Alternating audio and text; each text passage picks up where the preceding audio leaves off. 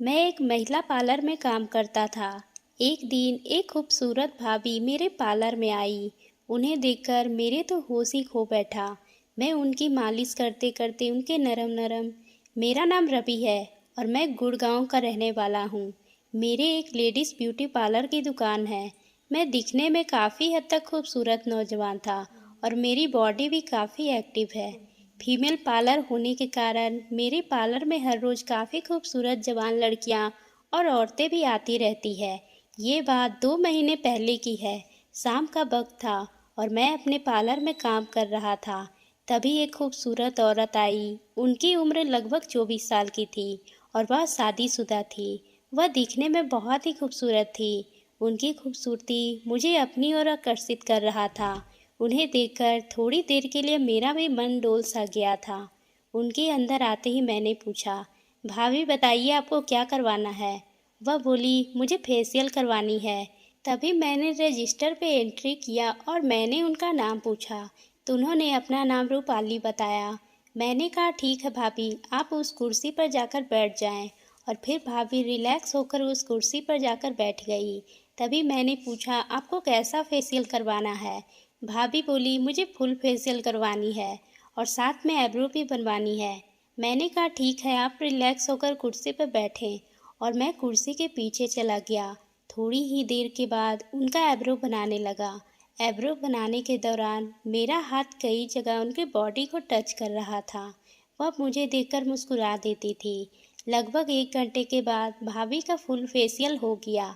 फिर उन्होंने मुझे पैसे दिए और जाने लगी। फिर अचानक उन्हें कुछ याद आया और उन्होंने मुझसे कहने लगी, आपका नाम क्या है। मैंने कहा मेरा नाम रवि है। और फिर वह बोली, आपका नंबर मिल सकता है मुझे, मगर कोई ज़रूरत होगी तो बात कर सकती हूँ। तभी मैंने भाभी को अपना नंबर दे दिया। एक दिन अचानक रात के 8 बजे के करीब मुझे कॉल आया। मैंने फ़ोन स्क्रीन पर देखा तो पाया कि भाभी का कॉल है। उन्होंने मेरा नंबर लिया था। मैंने सोचा इतनी रात को कॉल करने का क्या कारण हो सकता है। फिर मैंने फ़ोन उठा लिया। उधर से रूपाली भाभी बोली, रवि आप कहाँ हो। तभी मैंने कहा मैं तो अभी घर पर हूँ। तभी भाभी बोली, मेरी एक दोस्त है, उसकी शादी है, उसका मेकअप करवाना है। मैं बोला, भाभी मैं रात के होम सर्विस नहीं देता, यह मेरा काम नहीं है। तभी भाभी बोलने लगी, प्लीज़ आ जाइए, बहुत ही अर्जेंट है, इसलिए आपको बोल रही हूँ। मैं बोला, भाभी मैं नहीं आ पाऊँगा। फिर रूपाली भाभी बोली, आ जाओ, तुम्हारा जितना भी फीस होगा मैं तुमसे दुगना दे दूँगी। जब उसने फीस दुगनी की बात की तो मैंने सोचा क्या हो जाएगा, 1-2 घंटे की ही तो बात है और 2 गुना फीस भी तो मिल जाएगा। ऐसा करता हूँ कि चला ही जाता हूँ। तभी मैं सोचकर भाभी को बोला, ठीक है मैं भाभी आता हूँ, पर आप अपना एड्रेस मुझे सेंड कर दीजिए। भाभी बोली ठीक है मैं भेज रही हूँ और अपना एड्रेस मुझे भेज दी। तभी मैं उस एड्रेस पे पहुंचकर डोर बेल बजाया था और सामने गेट पे रूपाली भाभी थी जो उस दिन आई थी। मैंने देखा कि भाभी आज तो बहुत ही खूबसूरत लग रही थी, बिल्कुल किसी हीरोइन की तरह। तभी उन्होंने मुझे अंदर बुला लिया और मैं भी भाभी को कहा, आप तो बहुत ही खूबसूरत लग रही हो भाभी, और काली साड़ी में तो और भी ज़्यादा। तभी वो मुस्कुराकर मुझे सोफे पर बैठ जाने के लिए कहने लगी। मैं इधर उधर घर में देख रहा था, मुझे उस घर में कोई भी नहीं दिखाई दिया। तभी मैंने भाभी से पूछा, आपके घर में आपके अलावा और कोई नहीं है क्या। तो भाभी कहने लगी, मैं अपने पति के साथ इस घर में अकेली रहती हूँ, पर मेरे पति ज़्यादातर दूसरे शहर में अपने बिजनेस के कामों में चले जाते हैं और मैं इस घर में अकेली ही रह जाती हूँ। पर मैं क्या कर सकती हूँ, मैं इस घर में नई नई शिफ्ट हुई हूँ, इसलिए इस मोहल्ले में अभी तक मेरी जान पहचान ज़्यादा किसी से नहीं हो पाई है। मैंने भाभी की बात सुनकर कहा, भाभी अगर आपको किसी चीज़ की ज़रूरत हो तो आप मुझे कॉल करके कह सकती हो। वह हंसकर कहने लगी, मुझे पता है तुम बहुत ही अच्छे इंसान हो, इसलिए मैंने तुम्हें इतनी देर रात को भी अपने घर बुला लिया। तभी मुझे याद आया कि मैं तो यहाँ किसी लड़की का मेकअप करने आया था जो कि भाभी की दोस्त थी। मैंने कहा, भाभी आपकी दोस्त कहाँ है जिनका मेकअप आज मुझे करना है। ये बात सुनकर भाभी कहने लगी, वह अपने घर से आने वाली है, इसलिए तुम्हें थोड़ा देर इंतज़ार करना पड़ेगा। मैं उसे फ़ोन कर दी हूँ, वह रास्ते में निकल रही है। मैंने कहा ठीक है। तभी भाभी मुझसे कहने लगी, और बताओ तुम्हारे घर में कौन कौन है। मैंने कहा, मेरे माँ बाप और एक छोटी बहन के अलावा और अभी तो कोई घर में नहीं है।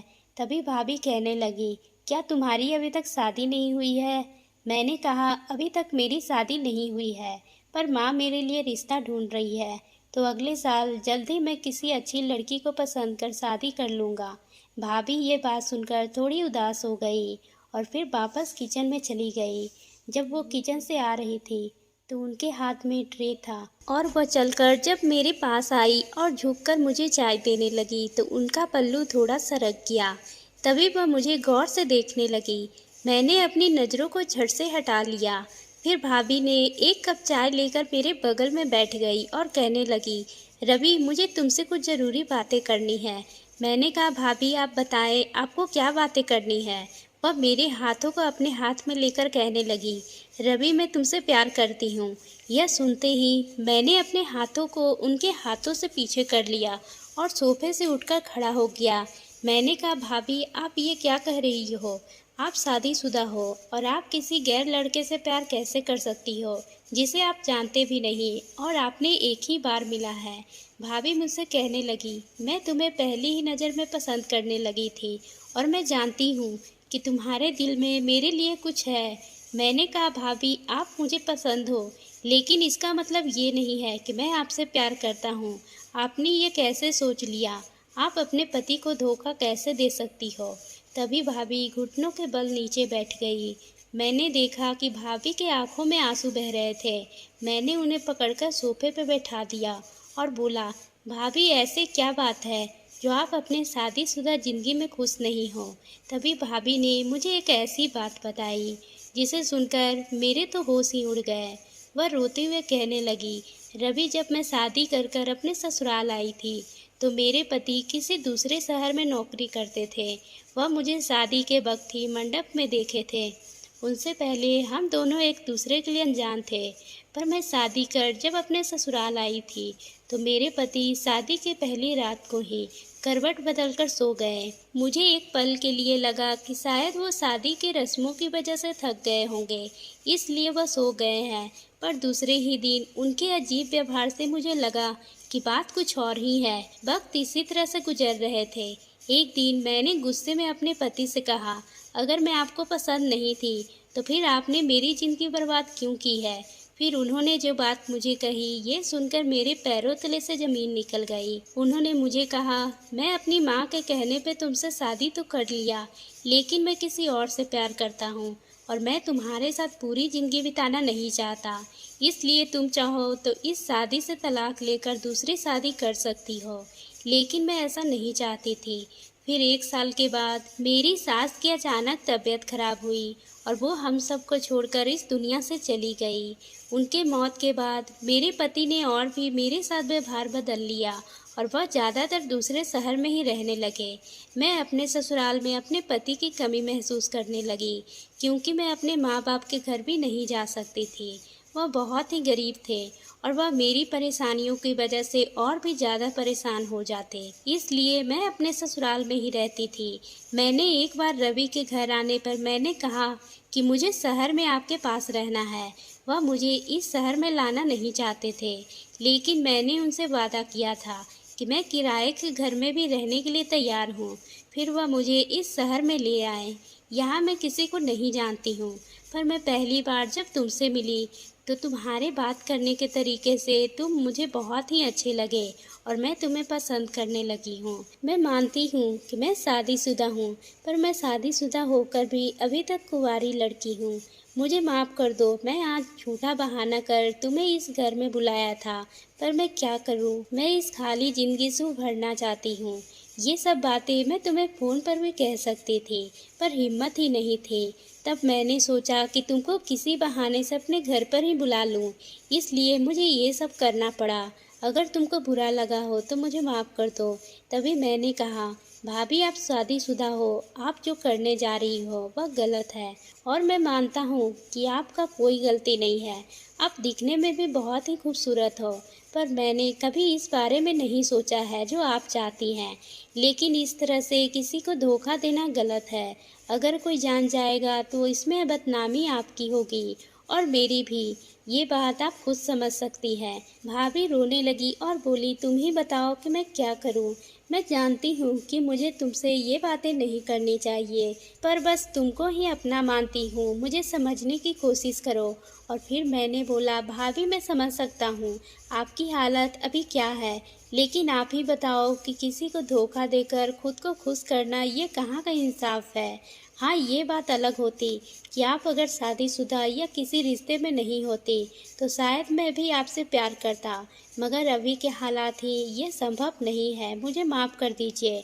और मैं भाभी को ये सब किसी भी कीमत पे नहीं करना चाहता था। फिर मैं अपने सामान समेट लिया और वहाँ से अपने घर के लिए रवाना हो गया। भाभी मुझे एकटक देखती रह गई और मैं अपने घर वापस चला आया। जब मैं अपने घर पहुंचा तो मुझे भाभी के बारे में सोच सोच कर नींद नहीं आ रही थी। फिर करीब रात के 3 बजे तक मेरी आँख लग गई और मैं सो गया। सुबह जब अलार्म बजने पर मैं उठा तो हर रोज़ की तरह मैं अपने काम में व्यस्त हो गया। धीरे धीरे उस बात को 2 महीने बीत गए, पर भाभी मेरे पार्लर में उनके बाद आना बंद कर दी थी। फिर अचानक एक दिन शाम के 7 बजे का वक्त था। मैं अपनी दुकान बंद करने ही वाला था कि अचानक मुझे महसूस हुआ कि मेरे पीछे कोई खड़ा है। मैं झट से पीछे मुड़ा तो देखा मेरे सामने भाभी खड़ी थी और मेरी नज़रें उन पे पड़ते ही वह मेरे गले से लग गई। तभी मुझे कुछ समझ नहीं आ रहा था। मैंने कहा, भाभी ये क्या है? इतनी शाम को आप यहाँ क्या कर रही हो? भाभी बोली, मैं तुमसे शादी करना चाहती हूँ। अब मैं तुम्हारे बिना नहीं रह सकती हूँ। मेरे पति ने मुझे तलाक दे दिया है और मैं अब बिल्कुल भी इस दुनिया में अकेली हूँ।